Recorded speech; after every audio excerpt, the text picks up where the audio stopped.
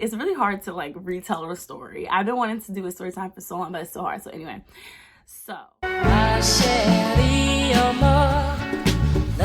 as a summer day.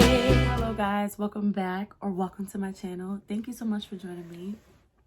Today, I'm going to be telling you guys about my time in Jamaica. I have multiple crazy stories that I honestly could tell about my time in Jamaica, but I'm only going to tell one today, and I'm going to tell the story about how me and a couple of my other classmates, I guess you could say, almost got arrested, got in this huge fight at a club in Kingston, and it was a pretty wild time, and I still can't believe I experienced this. I was studying abroad for 6 weeks in Dallas, St. Thomas. St. Thomas is the parish, and I would volunteer and I would work with teenage mothers who were no longer in formal education, but were still getting education at these satellite offices. So I would go and I would volunteer, and I was able to run 2 workshops with them and also help during their day-to-day. And that was a really, really rewarding part of what I was doing. So for 6 weeks, I was volunteering, I was taking 6 credits, and then on the weekend, we would do excursions. So, one of those weeks, we went to Kingston. So before I start the actual story, I'm gonna just name some people. So we're gonna call my really good friend, we're gonna call her Izzy. I actually talked to Izzy before making this video, so she helped me remember everything because it was literally 3 years ago, honestly. It was Richard is the aggressor, Izzy is my friend, Greg was my friend at the time, Maya is also my friend. Those are all the 3 really important people, the 4 really important people in the story. So basically there was this guy, the guy's name is Richard. So he was a light-skinned man, mixed probably, freckles, redhead, he was really short. Yeah, that's all I can really do to describe him. Richard would just come around, and I never really understood where he come from. Apparently, the TA who had been to this Jamaica trip before knew him from last year. I'm not sure if that's true or not, but basically he was around. And the first time he came around, he took a couple students. I didn't go, but they all went surfing, and he was teaching people how to surf. So he had money. He was wealthy. And he was, I guess, connected to people in Kingston, but we weren't in Kingston yet. We were still in Dallas. So he was kind of like, I'll teach you guys how to surf. I'll do all this kind of stuff. But one night he owned a bar in Dallas. Or a couple bars, and knew the owners. So we were all going to the bar. He made comments around the group that were insensitive. He said a really insensitive comment about India, and one of the women on the group with us, on the trip with us, was Indian. And I guess other people in the group didn't, me and some other people were like, that's not cool. We spoke up. So when we went to the bar, I told him, I was like, I heard you were making comments about Indian people or India, and I think that's very rude. So bottom line, to kind of speed this up, I very well made it aware that I was not going to be hanging out with this man as he was making comments about races. He was saying really insensitive things about Black Americans, about Black people in general, and about other minorities. And you know me, I don't want to be around that. So I made it clear from the beginning that I was not going to be around this man. I don't care what wealth, what access he had to show us while we were there. I wasn't interested in getting to know this man any further. Fast forward to Kingston. This is where the story actually starts. So it's the end of the night where I'm standing by the curb. We're all waiting to call our taxi or go home or whatever. And so I'm just standing there. So all of a sudden, here comes Richard. And I'm just like, what is this man doing here? Because remind you, I don't want to be around him. None of the people that I hang around on this trip wanted to be around him. We were the ones that were like, he makes us uncomfortable. We're not going to be around him. So we didn't. So he's talking to me. He's like, you should like me. I apologize. At this point, he's done multiple things where I'm just like, I'm off this man. So I distinctly remember saying like, okay, we've been drinking. Like, it's a lot right now. Let's not have this conversation now. I don't want to talk to you. I distinctly remember telling him that. And I was like, I don't want to talk right now. I'm not interested in talking to you. I just want to go home. So here comes Izzy. Izzy comes over and she's like, what's the issue? And Izzy also doesn't like this man either. So we're just like, yo, we don't want to talk right now. My friend Greg comes over.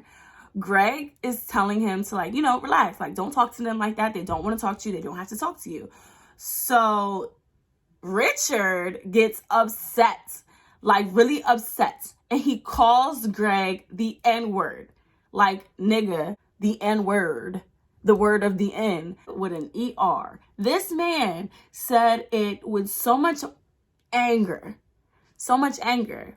And honestly, I called Izzy before I was making the video, and she said that Richard called him that 3 times. I don't remember. I remember hearing that one time, and then after that, Greg smacked him in the face, as anybody would. So after Greg hit him in the face, Richard took off into the club, and it was kind of like a patio type of thing. So I followed him. I'm trying to get with him too, because I'm like, you've been disrespecting everybody. Let's all get it. Let's all get it. This man, Richard, said to me the most disrespectful thing anybody has ever said to me. He said, why would I fight somebody that I can fuck? Yes, disrespectful. As a woman, the rage of every woman ever that has been disrespected ever boiled in me. So I took a chair and I hit him upside his head. Came across the table and hit him with a chair. Like, why would you ever say something to me like that? It's like I saw red. At that point, Greg caught up to him and they ran back into the casino.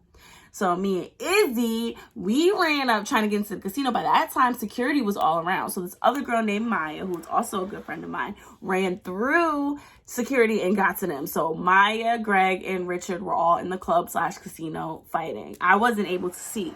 So me and Izzy tried to go around to another entrance so that we can get in there. From that time to the next point, I don't really know what happened. Again, it was 3 a.m. I was drinking. I don't remember what happened. So we all were outside at the next point that I actually remember. And all I remember is there was security guards and everybody was out there and Richard was going off. So this guy is really mad because you just got hit by a chair. You was getting hit. We're all after you, because how could you come and disrespect me and disrespect Greg, disrespect Izzy, disrespect everybody on the trip? Like, this man was not a good man. He was constantly saying stuff. He was constantly being classist, being racist, being sexist, all the isms, all the ists was this man. He was like, do you not know who I am? I'm high up. I'm gonna get you guys taken care of. At that point, he sends the security to get us.